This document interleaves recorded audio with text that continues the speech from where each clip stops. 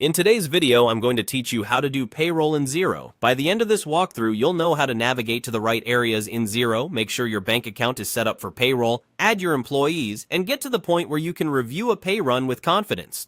First, open Xero and sign in to the correct organization. Once you're on the dashboard, take a second to confirm you're in the right company file, since payroll and banking are specific to each organization.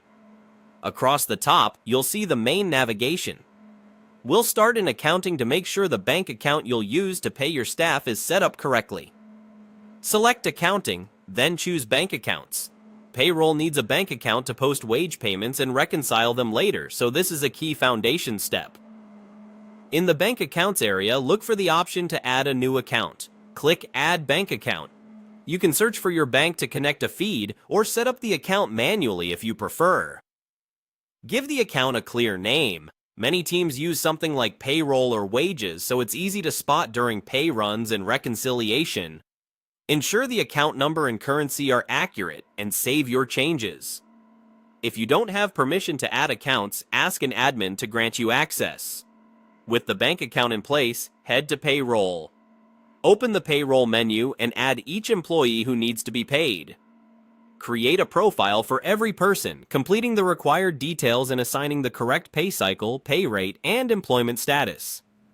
Be precise with things like standard hours, leave accrual settings, and payment method so the calculations work as expected.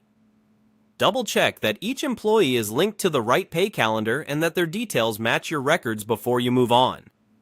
Now go to Pay Run. Choose the relevant pay period and review the employees included. Check hours worked, salary amounts, overtime, allowances, deductions, and any leave taken. If something looks off, click into the employee line to adjust it before continuing. Confirm that totals make sense, that the payroll is using the correct bank account you set up earlier, and that there are no warnings requiring your attention.